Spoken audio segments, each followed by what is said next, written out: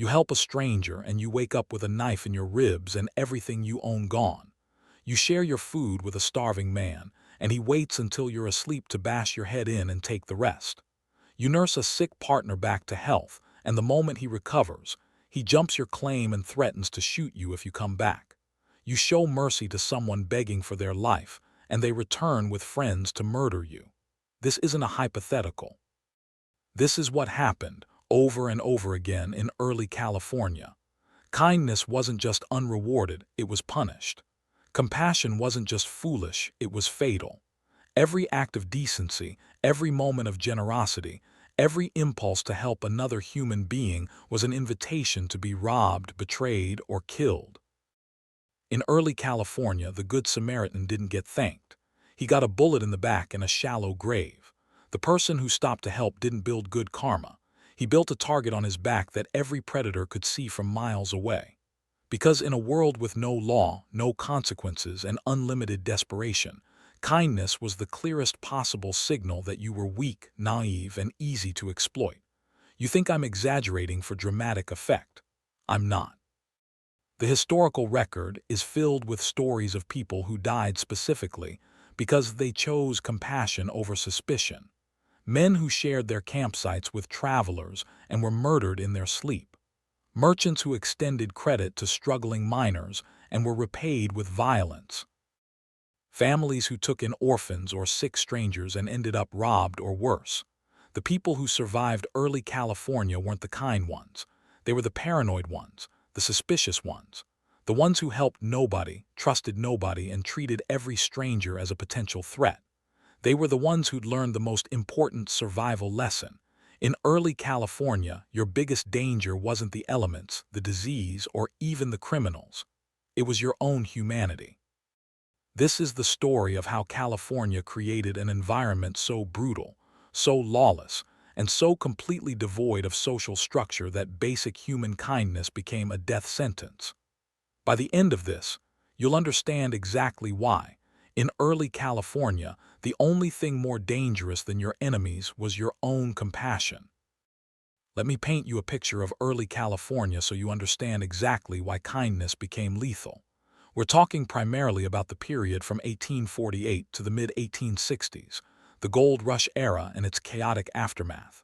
January 1848, gold is discovered at Sutter's Mill. Within 18 months, over 100,000 people flood into California from around the world. By 1852, the population has exploded to over 250,000. This isn't settlement. This is invasion. This is a human stampede driven by greed, desperation, and the promise of instant wealth. And here's the critical detail. These people aren't coming to build a society. They're coming to grab gold and leave. Nobody's planning to stay. Nobody's investing in community. Nobody's thinking about the future or their neighbors or creating stable social bonds. Everyone's temporary. Everyone's transactional. Everyone's competition. The territory itself is completely unprepared for this invasion. California had just been seized from Mexico in 1848. There's no established American government, no legal system, no infrastructure, no law enforcement. The military presence is minimal and overwhelmed. The federal government is 3,000 miles and 3 months away. There is no authority. There is no help coming. What fills that vacuum? Chaos. Pure, unfiltered human chaos. The mining camps appear overnight. Canvas cities of thousands of men living in tents, with no planning, no sanitation, no organization. San Francisco goes from a village of 800 people to a city of 25,000 in 2 years, and it's absolute bedlam. Buildings go up in days. Fire destroys entire neighborhoods regularly. Crime is epidemic. The smell of thousands of unwashed bodies, human waste, rotting garbage, and wood smoke is so overwhelming that visitors describe it as physically nauseating. The geography makes everything worse. California is isolated. If you came overland, you crossed 2,000 miles of hostile terrain, deserts that killed by the dozen, mountains that trapped and starved entire wagon parties. The Donner Party wasn't unusual. It was just the most famous example of what happened when people underestimated the journey. If you came by sea, you spent months on a ship sailing around Cape Horn through storms that sank vessels regularly, or you crossed the disease-ridden Isthmus of Panama where cholera and yellow fever killed thousands. Either way, once you arrived in California, you were stuck. Going back was just as dangerous and expensive as getting there in the first place. You were trapped in whatever California became, and what it became was a predator's paradise. The social composition made it even more dangerous. The population was overwhelmingly young, single men, many with criminal backgrounds or nothing to lose. The gender ratio in mining camps was often 50-1, sometimes 100-1. That meant no families, no stabilizing female presence, no children to protect, no community structures that normally civilize male behavior. These men had no shared history, no common bonds, no reason to trust each other. They came from different countries, spoke different languages, had different customs. The only thing they had in common was greed and the willingness to do whatever it took to get gold. Add to this the fact that California had something truly unprecedented: surface gold. Gold you could literally pick up out of streams. Gold that required no capital, no expertise, no nothing except showing up and working. That meant every single person was a potential instant millionaire, and every single person was a potential robbery target. This created a unique form of paranoia. You couldn't trust anyone because everyone had motive to rob you. Your tentmate could murder you for your gold pouch. Your mining partner could kill you and claim your share. The stranger asking for help could be scouting your possessions. Everyone was a threat because everyone had everything to gain from your death. And there was no mechanism to create trust. No courts that worked. No police to call. No social reputation systems because everyone was anonymous and mobile. You couldn't build trust over time because there was no time. People moved constantly, chasing new strikes. You couldn't rely on community pressure because there was no stable community. The environment was a pressure cooker of greed, desperation, isolation, and lawlessness. And in that environment, kindness became a liability because it revealed that you had resources to share, that you were naive enough to trust strangers, and that you probably wouldn't fight back when betrayed. This was the world. No law, no community, no trust, no future. Just gold, guns, and the absolute certainty that helping someone else meant making yourself vulnerable. And vulnerable people didn't last long. Let me show you exactly how daily survival in early California taught people that kindness was fatal. This isn't abstract. This is the specific, concrete reality of how trying to be a decent person got you destroyed. You arrive in California and you need shelter. The mining camps are overcrowded. Thousands of men are competing for limited space. You find a spot and set up your tent. Your neighbor, let's call him John, seems friendly. He helps you stake your tent properly. He shares information about where to find water. He seems like a good guy. So when John mentions he's short on food, you share some of yours. You've got enough for a few days, and he says he'll pay you back when his supplies arrive. You're being kind. You're building goodwill with a neighbor. This is what decent people do, right? Wrong. 3 days later, you wake up and John is gone. So is your food, your spare blanket, your mining tools, and the small amount of gold you managed to find. John wasn't your neighbor. He was scouting you, figuring out what you had and when you'd be vulnerable. Your kindness gave him the access he needed to rob you blind. Now you're in serious trouble. You've lost your tools, which means you can't work your claim. You've lost your food, which means you're going hungry. You've lost your gold, which means you can't buy replacements. Your setback weeks may be fatally because you showed basic human decency. Let's try another scenario. You're working your claim and you see another miner. Let's call him Tom, struggling. His equipment broke and he's asking people for help, offering to pay if someone will loan him tools until he can get to town for replacements. Most people ignore him. You feel bad. You loan him your spare pick. Tom thanks you profusely, promises to return it in 2 days. 2 days pass. No Tom, a week passes. You ask around. Tom left the area entirely, taking your pick with him. You've lost equipment you can't easily replace, and you've learned a lesson. Helping people who are struggling means you'll be struggling too, but maybe you're tougher than that. Maybe you don't help strangers, but you help your partner. You've been working a claim with someone for weeks. You've built trust. You're watching each other's backs. Then your partner gets sick dysentery from the bad water. He can't work. He needs medicine, rest, clean water. The kind thing to do is care for him. Share your food while he recovers. Maybe even use some of your gold to buy medicine. So you do that. You're not an animal. You're not going to abandon a sick partner. You spend 3 weeks nursing him back to health, using your resources, falling behind on your claim work. He recovers. And a week later, you wake up to find he's filed a competing claim on your stake, arguing that since you weren't working it consistently while caring for him, it's abandoned property. He's got friends who back his story. The miners court sides with him. You've lost everything because you chose compassion over paranoia. Food sharing was especially dangerous. Food was scarce and expensive. If you had food and someone was starving, the decent human response is to share. But sharing food meant everyone knew you had resources. It meant you became a target. Men were murdered for food supplies regularly. There's a documented pattern. A miner would share food with someone who claimed to be starving.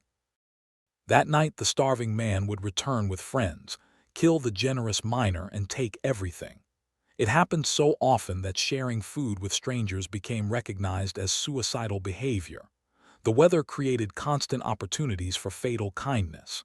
Winter in the Sierra Nevada was brutal, snow measured in feet, temperatures below zero, complete isolation. Every year, miners would get trapped by early snows without enough supplies. They'd show up at other camps begging for help, for food, for shelter. If you took them in, you were dividing your limited supplies among more people, which meant everyone was more likely to starve. If you shared your shelter, you were letting potentially desperate, violent people into your only safe space. The kind people who took in stranded miners often ended up robbed or murdered when supplies ran low and desperation set in. But even refusing help was dangerous because it revealed you had supplies worth protecting. The safest strategy was to appear as desperate as everyone else, to hide any resources, to help nobody because helping meant advertising that you had something worth taking. Injuries created the same deadly dynamic. Someone gets hurt, breaks a leg, cuts themselves badly, gets burned. They need help. If you help, you're dedicating time and resources to someone who can't reciprocate and might never recover. You're making yourself vulnerable by association with weakness. The pattern was consistent. People who showed habitual kindness didn't last. They were identified as soft targets. They were robbed more frequently. They were taken advantage of repeatedly. They ended up destitute because their compassion was exploited by everyone who recognized it as weakness. Meanwhile, the paranoid survivors, the ones who helped nobody, trusted nobody, shared nothing, they accumulated resources. They weren't robbed as often because they seemed dangerous and suspicious. They didn't waste resources on others. They thrived while the kind people died. You'd think this would create solidarity among the kind people, but it didn't. Because being known as kind made you a magnet for every con artist, thief, and desperate person in the camp. You'd be constantly approached, constantly asked for help, constantly put in positions where saying no made you feel like a monster and saying yes made you vulnerable. The psychological pressure was enormous. You're a good person. You were raised to help others, but every time you help, you suffer for it. Every time you show kindness, you're betrayed. Every time you trust, you're victimized. How long do you maintain your principles when they're actively killing you? Most people broke within months. They learned to ignore suffering, to refuse requests for help, to see every interaction as a potential threat. They didn't become sociopaths. They became survivors. And survival in early California meant killing the part of yourself that cared about other people. The economic system of early California was specifically designed to punish kindness and reward ruthlessness. Let me show you exactly how work and money turned decent human impulses into fatal mistakes. Mining partnerships were supposed to be based on mutual trust and shared labor. You'd team up with someone, work a claim together, split the profits. Sounds fair, right? But here's what actually happened. Partnerships were betrayal waiting to happen. You work with someone for weeks, maybe months. You're doing the brutal labor together, standing in freezing water 12 hours a day, breaking rocks, sorting gravel. You find some gold. You're splitting it fairly. You're building trust.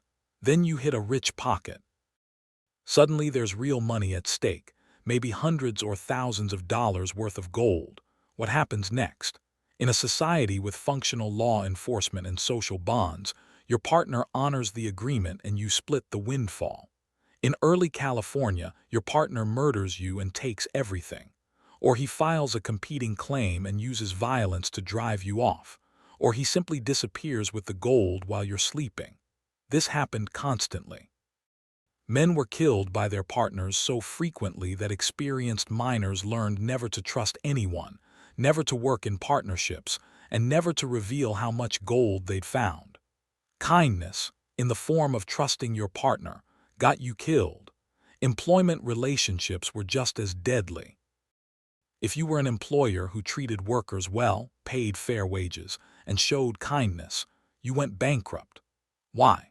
Because your competitor was paying starvation wages, working people to death, and undercutting your prices. The market rewarded exploitation and destroyed fairness. If you were a worker and you showed loyalty to a kind employer, you were making less money than you could make elsewhere, and you were vulnerable when that employer inevitably failed. The rational choice was to work for whoever paid most, regardless of how they treated you, and to show zero loyalty because loyalty wasn't rewarded. Debt and credit created particularly deadly traps for kind people. A merchant who extended credit to struggling miners, who let people buy food on promise of future payment, would go bankrupt within months. Why? Because most miners never found enough gold to pay their debts, and there was no legal mechanism to collect. The miners who borrowed weren't necessarily trying to scam anyone. They genuinely believed they'd strike gold and pay back what they owed. But when they didn't strike gold, they simply left the area or claimed poverty, and the kind merchant who'd kept them alive was now broke. Meanwhile, the merchants who demanded payment up front, who charged extortionate prices, who showed zero compassion for desperate people, they got rich. They became the founding families of California's commercial elite. Their cruelty was rewarded with wealth and status. The same dynamic played out in every economic interaction. Loan someone your equipment, they won't return it. Pay someone in advance for services. They'll take the money and disappear. Honor a handshake agreement when circumstances change. You'll be taken advantage of while the other party reneges. Grubstaking, funding miners in exchange for a share of their findings, was another kindness trap. Wealthy individuals would provide supplies, equipment, and financial support to miners who couldn't afford them, taking a percentage of whatever gold was found. Sounds like a reasonable business arrangement, right? But the grubstakers who were kind, who gave miners the benefit of the doubt, who didn't enforce their agreements with violence, they lost everything. Miners would find gold, hide it, claim they'd found nothing, and the grubstaker had no recourse. The courts didn't work. There was no way to verify claims. Trust was suicide. The grubstakers who succeeded were the ones who used enforcers, hired thugs who'd threaten or commit violence to ensure miners honored their agreements. They treated miners like property, not partners. They were brutal, suspicious, and cruel, and they made fortunes while the kind grubstakers went broke. Wages and prices created a systematic transfer of wealth from the kind to the cruel. If you were a merchant selling goods, you could charge fair prices based on your costs, or you could charge whatever desperate people would pay. Fair pricing meant you barely survived. Exploitation meant you got rich. Miners knew they were being exploited. They knew a pound of flour didn't cost $40 to ship and sell, but they had to pay anyway because they had no choice. And the merchants who felt bad about this, who tried to charge fairer prices out of compassion for suffering people, went bankrupt competing against merchants who had no such qualms. This created a bizarre economic reality. Being kind in business was the same as being incompetent. Compassion and business failure were synonymous. The only way to succeed commercially was to maximize exploitation and minimize compassion. Labor relations were equally toxic. If you were an employer and you cared when workers got injured, if you paid for medical care or supported disabled workers, you were handicapping yourself financially. Your competitor who simply fired injured workers and replaced them was more profitable. If you were a worker and you stayed loyal to an employer out of gratitude or principle, you were earning less than you could make by constantly switching to whoever paid most. Loyalty was a tax you paid on your own earnings. The charity impulse was fatal in business. Every time a merchant gave food to someone who couldn't pay, every time an employer kept a sick worker on payroll, every time someone extended grace or mercy in an economic transaction, they made themselves weaker in a system that punished weakness. And here's the cruelest part. The people who maintained their kindness despite the economic pressure, who tried to build ethical businesses, who treated workers with dignity, who charged fair prices, most of them failed and disappeared from history. Their kindness bankrupted them. The people who succeeded, whose names are still on California businesses and buildings, were overwhelmingly the ones who learned to separate business from morality completely, who learned to exploit without guilt, to charge without conscience, to treat human suffering as a profit opportunity. The economic system of early California didn't just reward cruelty, it made cruelty mandatory for survival. Disease in early California turned kindness into a death sentence in the most literal, immediate way possible. Let me show you exactly how trying to help sick people killed you. Cholera swept through California repeatedly in the early 1850s, and it was apocalyptic. Cholera kills through rapid dehydration. You're healthy in the morning, have diarrhea by noon, and you're dead by sunset. It spreads through contaminated water and close contact with infected people. Here, the kindness trap. Someone in your tent gets cholera. The decent human response is to care for them. Give them water, keep them comfortable, try to help. But doing that means close contact with someone who's contagious, handling their contaminated bedding and waste, exposing yourself to the disease. If you help, you'll probably get cholera too. If you get cholera, you'll probably die. The survival choice is to abandon the sick person immediately, burn everything they touched, and get as far away as possible. What did people do?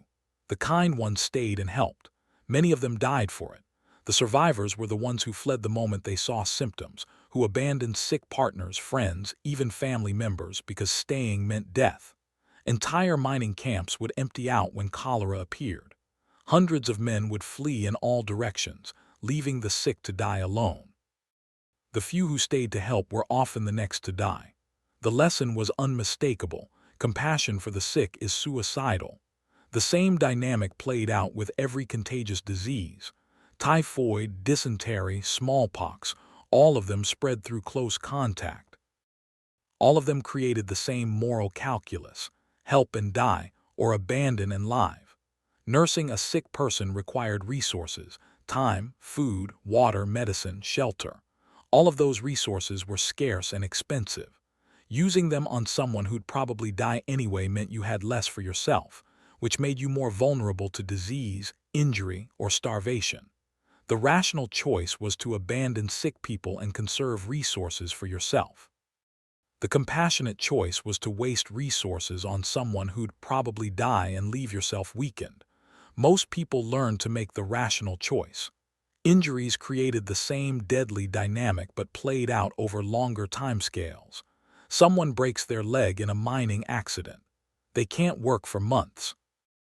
If you're their partner or friend, do you support them during recovery, or do you abandon them? Supporting them means you're feeding two people on one income in a place where one income barely feeds one person. It means you're tied to a specific location instead of being mobile enough to chase new strikes. It means you're advertising that you have resources, which makes you a target for robbery. Abandoning them means they'll probably die. Disabled people with no support system didn't survive in early California, but it also means you survive. What do you choose? The historical record is clear. Most people chose abandonment. They'd leave injured partners at the nearest town with a few dollars and vague promises to return. They rarely returned. The injured person would end up begging on the streets of San Francisco or Sacramento, disabled and destitute, a visible reminder of what happened to people who couldn't work. And here's what made this especially cruel. The people who stayed to help injured friends or partners often ended up disabled themselves through overwork. Trying to do the labor of two people led to injuries. Supporting someone else financially led to malnutrition and disease. Kindness toward the injured often created more injured people. Medical care itself was a kindness trap. If you had medical knowledge or supplies, using them on others meant depleting resources you might need for yourself.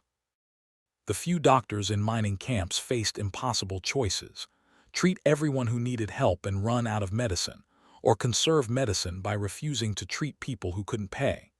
The doctors who chose compassion, who treated everyone regardless of ability to pay, often died or went broke. They'd run out of medicine when they needed it themselves, or they'd be so broke they couldn't buy food or shelter and would die of preventable conditions. The doctors who succeeded were the ones who charged extortionate fees, who refused to treat anyone who couldn't pay up front, who saw medicine as a business rather than a calling. Their cruelty kept them healthy and wealthy. The kind doctors died alongside their patients. Death created its own test of kindness. When someone died, the decent thing to do was bury them properly, maybe mark their grave, perhaps notify their family if they had one. But burying people took time and energy you could be using to mine gold. Marking graves required materials you could sell. Notifying families required paying for postage you couldn't afford. So most people didn't bother. Bodies were buried in shallow graves if they were buried at all. Many were just left where they fell. Nobody marked graves. Nobody tracked the dead. Nobody notified families. The kind people who took time to honor the dead fell behind economically and were more likely to become corpses themselves. There's a specific historical pattern. Mining camps had dead man's gulches, ravines filled with shallow graves and unburied corpses. The people buried there were often the ones who'd stayed to help others during epidemics or had wasted resources on proper burials instead of survival. Compassion was a communicable disease in early California. If you showed it, you caught it from yourself, and it killed you just as surely as cholera. The survivors were the ones who learned to walk past suffering without flinching, to treat dying people as obstacles rather than humans, and to understand that every resource spent on someone else was a resource you'd need for your own survival. In early California, kindness wasn't just a vulnerability. It was a signal that attracted predators. Let me show you exactly how trying to be decent in a lawless environment got you robbed, beaten, or killed. There was essentially no law enforcement. The mining camps had no police, no sheriffs, no authority figures. San Francisco had a small, corrupt police force that was often more criminal than the criminals. The state government existed on paper but had no capacity to enforce laws across the vast territory. You were on your own. In that environment, every act of kindness was an advertisement of weakness. If you shared your food, you were telling criminals you had food to steal. If you helped someone in need, you were announcing you had resources. If you showed mercy or hesitation in confrontations, you were marking yourself as someone who wouldn't fight back. Criminals actively looked for kind people because they made easy targets. Con artists would pose as desperate travelers, injured miners, or stranded families specifically to identify compassionate people they could exploit. They'd ask for help, accept it gratefully, and then rob you the first chance they got. There's a documented pattern called the confidence game that was epidemic in early California.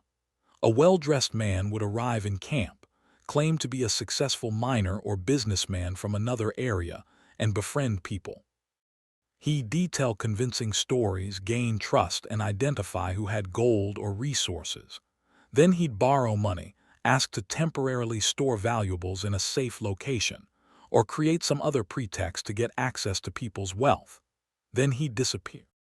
The victims were always the kind, trusting people, the ones who believed sob stories, who wanted to help, who assumed the best of strangers. The paranoid, suspicious people weren't fooled. Kindness and gullibility became synonymous because kind people were easier to manipulate. Violence against Good Samaritans was common and unpunished.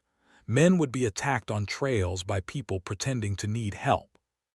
You'd encounter someone who claimed to be injured or lost, you'd stop to help, and their hidden partners would rob and murder you.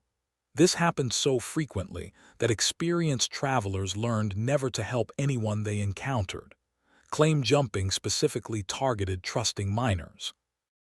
If you were working a claim and you were friendly with neighbors, showing them your findings, sharing your techniques, you were identifying yourself as a target. Claim jumpers would befriend you, learn about your claim, and then use violence to take it.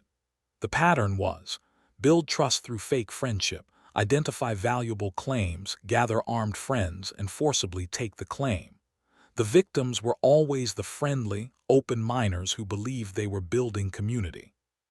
The paranoid loners who shared nothing and trusted nobody weren't targeted as often because they didn't provide the information criminals needed. Partnership betrayals were often violent. You'd work with someone for weeks or months, building trust. Then, when you struck good gold, your partner would murder you and take everything. This happened so often that there are dozens of documented cases in newspapers and court records. The courts couldn't or wouldn't punish these murders. If the killer claimed self-defense or argued the victim was claim jumping and had a few friends to back his story, he'd be acquitted. Murder was essentially legal if you could construct any plausible justification. This created an environment where showing trust to a partner was life-threatening. The safe strategy was to work alone, never share information, and sleep with weapons ready. Partnership required vulnerability, and vulnerability was fatal. Robbery on the trails was targeted and brutal. Criminals would watch camps in towns, identifying people who'd been successful and seemed kind-hearted. They'd follow them when they traveled to sell gold or buy supplies, then attack them in isolated areas. The kind, trusting minors who traveled alone or helped strangers on the road were killed regularly. The survivors were the ones who traveled in armed groups, trusted nobody, and were willing to shoot first when they felt threatened. Kindness, like offering to share a campsite with a solo traveler, created opportunities for attack. Vigilante justice created a particularly cruel trap for kind people. When vigilance committees formed to fight crime, they often targeted people based on prejudice, business rivalries, or personal grudges rather than actual guilt. Being known as kind and compassionate didn't protect you. It made you seem weak and unlikely to have powerful friends who defend you. Kind people were sometimes targeted by vigilantes specifically because they'd helped unpopular groups. If you'd shown compassion to Chinese immigrants, Mexican families, or Native Americans, you could be targeted as a sympathizer. If you'd argued for due process or fair trials, you could be labeled as soft on crime. Kindness became political vulnerability. The saloons and gambling halls were predator zones where kind behavior was punished immediately. If you bought drinks for people who seemed down on their luck, you'd be mobbed by con artists pretending to be desperate. If you loaned money to people with sob stories, you'd never see it again. If you tried to help someone who'd been cheated at gambling, you'd be attacked for interfering. The people who succeeded in these environments were the ones who drank alone, never loaned money, and ignored others' problems. The kind people were systematically robbed until they either learned to be cruel or went broke. Here's the most damning pattern. In areas where kind, compassionate people tried to establish law and order through legitimate courts and fair trials, they were often murdered by criminal gangs who preferred the lawless system.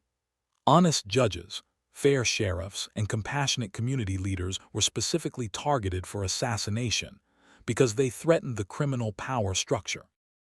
Meanwhile, the brutal vigilante leaders who hanged people without trials, who ruled through fear and violence, often survived and became California's elite. Their cruelty protected them while others' kindness got them killed. The treatment of vulnerable populations in early California shows most clearly how kindness became fatal, because these were the people who most needed help and whose suffering most severely tested people's humanity. Women who showed kindness to strangers faced assault, robbery, and worse. The few women in mining camps who tried to help injured or sick miners, who shared food with the desperate, or who showed basic human compassion were often targeted for attack. Their kindness was interpreted as sexual availability or as evidence they could be manipulated. There are documented cases of women who ran boarding houses or restaurants being murdered by men they'd helped. They'd extend credit to a struggling miner or let someone stay despite inability to pay, and that person would murder them and rob the establishment. The pattern was so common that successful businesswomen learned to be as harsh and ruthless as men, showing no mercy and trusting nobody. The few women who maintained compassion, who continued to help others despite the risks, often ended up destitute or dead. Meanwhile, the successful women of early California, the ones who built lasting businesses and wealth, were overwhelmingly the ones who'd learned to be hard, suspicious, and cruel. Orphans and abandoned children created the cruelest test of kindness. Early California produced thousands of orphans, children whose parents had died from disease, violence, or accidents. These children would beg in the streets of San Francisco and Sacramento, desperate for help. Taking in an orphan meant another mouth to feed in a place where food was scarce and expensive. It meant dividing limited resources. It meant being responsible for a vulnerable person who couldn't contribute to survival and might bring disease or attract criminals. The kind families who took in orphans often regretted it. The orphans weren't always grateful. Why would they be, in a world that had taught them that everyone was a predator? They'd sometimes steal from their benefactors and run away. Or they'd bring disease that infected the family. Or they'd attract attention from child traffickers and criminals. Most orphans weren't taken in by anyone. They lived on the streets, begging, stealing, or being exploited in ways too horrible to detail. And the people walking past these suffering children every day weren't monsters. They were people who'd learned that helping meant becoming vulnerable, and vulnerability meant death. The Chinese immigrants faced systematic violence, and the white people who showed them kindness faced violence too. Chinese miners were robbed, beaten, and murdered regularly. The foreign miners' tax was enforced through violence and theft. Entire Chinese camps were burned down by white mobs. The few white Americans who tried to help, who testified on behalf of Chinese victims, who employed Chinese workers fairly, who spoke out against the violence, were targeted themselves. They were called race traitors, attacked by mobs, boycotted out of business, or murdered. Being kind to Chinese immigrants could get you killed. The message was clear. Compassion across racial lines was not just morally wrong in the eyes of white society, it was physically dangerous. People learned to ignore Chinese suffering or actively participate in oppression, because helping meant becoming a target. The treatment of Native Americans was genocide, and white people who showed them kindness faced severe consequences. Native Californians were being systematically murdered, enslaved, and starved. The state government paid bounties for native scalps. Militias hunted native people for sport. The few white Californians who tried to protect Native Americans, who sheltered them or spoke out against the massacres, were ostracized, attacked, or killed. John Bidwell and a handful of others tried to protect Native people on their land, and they were constantly threatened and sometimes attacked for it. Being kind to Native Americans meant opposing a genocide that had broad public support. It meant risking your life, your property, and your social standing to help people who the dominant culture had declared worthless and whose destruction was considered progress. Very few people were willing to take that risk, and the ones who did suffered for it. Immigrant miners from Mexico, Chile, and other Latin American countries faced violence and theft, and helping them was dangerous. After the foreign miners' tax was implemented, white mobs would attack Latino mining camps, stealing their gold and driving them away. White Americans who employed Latino workers or did business with them fairly were threatened and boycotted. The pattern was consistent. Kindness across racial or national lines was punished.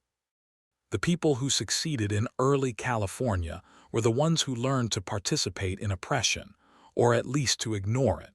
The ones who tried to help the vulnerable often became victims themselves. Even helping poor white people could be dangerous if you helped too many. If you were known as someone who gave handouts, who extended credit freely, who took in people down on their luck, you'd be overwhelmed by desperate people. You'd go broke, and when you did, nobody would help you because everyone had learned the same lesson. The only sustainable kindness was selective, private, and strategic, helping people who could reciprocate, who were part of your trusted circle, who wouldn't exploit you. Universal compassion, the idea that you should help anyone in need, was suicide. The kind people who tried to live by that principle died young and poor. Let me show you the single moment when kindness became most deadly, when the consequences of compassion reached their absolute worst. It's winter, 1850 to 1853, in the Sierra Nevada mining camps. Imagine you're in a camp called Rough and Ready, or one of the dozens of similar camps scattered across the mountains. It's December. An early blizzard has hit, weeks before anyone expected. The temperature drops to 10 below zero. Snow is falling in feet, not inches. The trails out of camp are impassable within 2 days. You're trapped. 300 men are trapped in a camp that has food and firewood for maybe 3 weeks if everyone is careful, but winter is just beginning. You won't be able to leave until spring, which is 4 months away. Now the choice begins. Do you pool resources and ration them collectively to give everyone the best chance of survival? Or do you hoard what you have and let others starve? Kind people, the ones who still had some humanity left, argued for pooling resources. They said this was a crisis requiring community cooperation. They said everyone should share equally and help each other survive. These were good people making a reasonable argument. They were ignored or shouted down by the people who'd learned that kindness was fatal. Those people said, "I brought enough supplies for myself. If others didn't prepare, that's their problem. I'm not dying for someone else's lack of planning." Here's what happened next. The supplies weren't pooled. People hoarded individually. Within 3 weeks, some people were starving while others had hidden food. The starving people began to beg. They'd go tent to tent, asking for help, offering to pay when the snow melted, promising anything. If you had hidden food, what do? The kind choice is to share. But sharing means you might starve later. Refusing means watching people starve to death outside your tent. What do you choose? Most people refused. They listened to people beg, cry, and plead for food that would save their lives, and they said no. They watched neighbors starve to death over weeks, and they did nothing, because helping meant they might die too. But some people were still kind. They shared their food. They helped the desperate.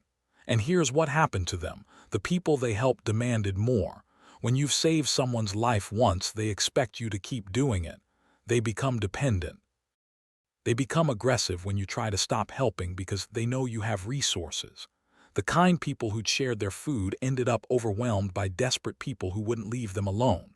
They depleted their supplies helping others and now didn't have enough for themselves. They made themselves as vulnerable as the people they'd tried to save. And then the darkest moment arrived. When people started dying of starvation, the survivors faced another choice: what to do with the bodies. The moral decent thing is to bury them, but the ground was frozen solid. Burying people required enormous effort, breaking through frozen ground, digging in the snow. That effort required calories you might not have, time you could spend gathering firewood to avoid freezing to death. Most people didn't bury the dead. They dragged bodies outside the camp and left them. Some didn't even do that. They left corpses in tents to freeze, focusing on their own survival. But a few kind people, still clinging to human decency, tried to bury the dead properly. They used their limited energy to dig graves, to say words, to honor the deceased. They burned calories they couldn't spare out of respect for human dignity. Some of those kind people died because they'd used resources on burial instead of survival. They literally died of kindness. They exhausted themselves honoring the dead and didn't have enough strength left to save themselves. And here's the absolutely darkest part, the moment when kindness became not just fatal but horrifying. When food ran out completely, when starvation became universal, cannibalism began. The people who were eaten were often the ones who died trying to help others. The kind people who'd shared their food, who'd exhausted themselves helping, who died first because they'd depleted their resources on compassion. Their frozen corpses became food for the survivors. The ultimate punishment for kindness in early California. You help others, you die, and then you're eaten by the people you tried to help or the people you lived among. Your compassion kills you, and your body sustains the cruel ones who survive. Not every camp faced cannibalism, but multiple camps did, and it's documented. And in every case, the dynamic was the same. The kind died first, and the ruthless survived by any means necessary.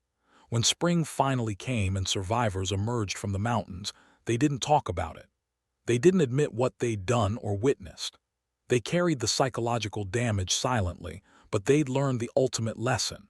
In extreme conditions, kindness is a death sentence, and the only way to survive is to become what you'd hate. Let me show you the difference between a world where kindness gets you killed and a world where kindness is sustainable.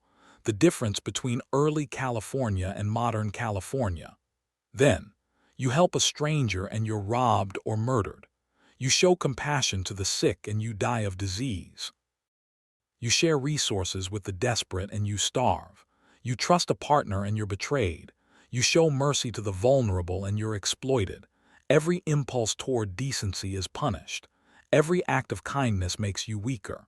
The people who survive are the ones who have learned to be suspicious, cruel, and selfish. Now, you help a stranger and maybe they thank you, maybe they don't, but you don't die for it. You can call 911 if you see someone in medical crisis, and professionals handle it. You're not risking your life by helping.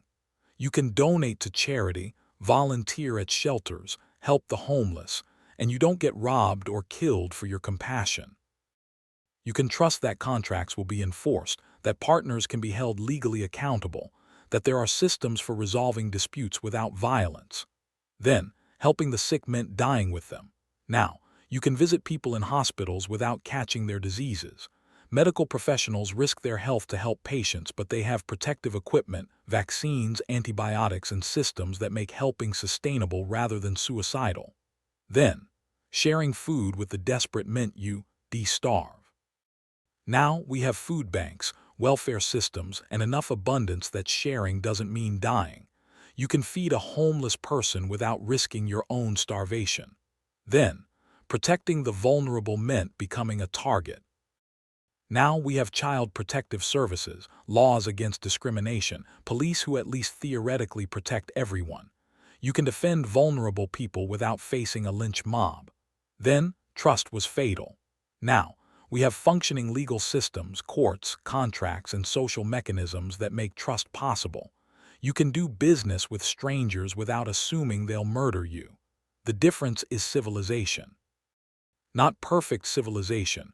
Modern California has massive problems, inequality, homelessness, violence, injustice. But it has systems, laws, and institutions that make kindness survivable. You can afford to be decent. You can help others without it being suicidal. You can maintain your humanity without dying for it. That's not a small difference. That's the difference between being able to be the person you want to be versus being forced to become someone you hate. In early California, good people were systematically destroyed. In modern California, good people can survive, even sometimes thrive. Thank God you live now and not then. So here's what early California teaches us. Kindness isn't automatic. Compassion isn't inevitable. Human decency requires the right conditions to survive. In early California, the conditions were wrong. There was no law, no community stability, no social safety net, no functioning justice system. In that environment, kindness became a liability. Helping others meant making yourself vulnerable. Trust meant risking betrayal. Compassion meant wasting resources you need for survival. And people adapted. Good people, genuinely good people who came to California with strong moral principles, learned to be suspicious, hard, and cruel. Not because they were evil, but because kindness got you killed and cruelty kept you alive. The people who maintained their compassion despite everything, who continued to help others even when it hurt them, who refused to abandon their humanity, many of them died. They died poor, broken, and forgotten. Their kindness was punished, not rewarded. Meanwhile, the cruel survivors, the ones who'd learned to trust nobody, help nobody, and see every human interaction as a potential threat, they lived. They prospered. They founded California's institutions and became its elite. That's the uncomfortable truth. In early California, kindness could get you killed and cruelty could make you successful. The system rewarded the worst human impulses and punished the best ones. But here's what matters. That world is gone. We built something better. Not perfect, but better. We created systems that make kindness sustainable, that protect the vulnerable, that allow people to help each other without dying for it. Those systems, law enforcement, courts, social services, labor protections, public health, all of it, they're not just nice to have. They're what separate us from the brutal world of early California. They're what make it possible to be a good person without it being a death sentence. Remember that. Protect those systems. Because the alternative isn't theoretical, it's historical. We know what happens when civilization breaks down and people are left to compete for survival without rules, law, or social bonds. We've seen it. It happened in California. In early California, kindness could get you killed. Thank God we've built a world where that's no longer true. If this story affected you, if it made you think differently about what civilization actually means, share it, talk about it, remember it.